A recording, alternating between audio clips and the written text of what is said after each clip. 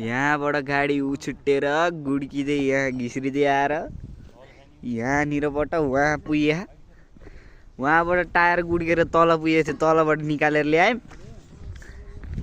अब यहाँनिर बनाउने प्रक्रिया जारी छ।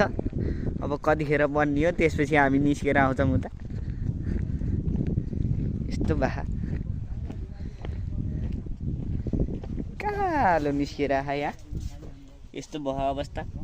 यस्तो अवस्थामा पनि अब रमाइलो जारी राख्न पर्न भन्दाखेरि चाहिँ अब ठुलबाबाहरू बाबाहरू चाहिँ वेदपाठ गर्दै हुनुहुन्छ उतापट्टि। वेदपाठ गरिरहेको अब नदेखाऊँ है, अब त्यो अलि गाह्रो पर्ला। अब यता चाहिँ यस्तो अवस्था छ, गाडी साडी यस्तो भएको छ। अब बनाउने प्रक्रिया जारी छ। बनाउने बित्तिकै चाहिँ हामी फर्किने हो। यहाँबाट गाडी उछुट्टेर गुड्किँदै यहाँ घिस्रिँदै आएर यहाँनिरबाट वहाँ पुग्यो।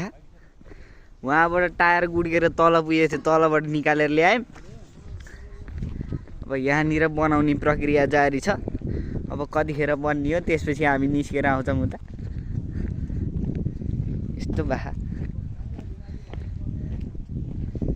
कालो निस्केर आयो यहाँ। यस्तो भयो अवस्था। यस्तो अवस्थामा पनि अब रमाइलो जारी राख्न पर्न भन्दाखेरि चाहिँ अब ठुलबाबाहरू बाबाहरू चाहिँ वेदपाठ गर्दै हुनुहुन्छ उतापट्टि। वेदपाठ गरिरहेको अब नदेखाऊँ है, अब त्यो अलि गाह्रो पर्ला। अब यता चाहिँ यस्तो अवस्था छ, गाडी साडी यस्तो भएको छ। अब बनाउने प्रक्रिया जारी छ। बनाउने बित्तिकै चाहिँ हामी फर्किने हो।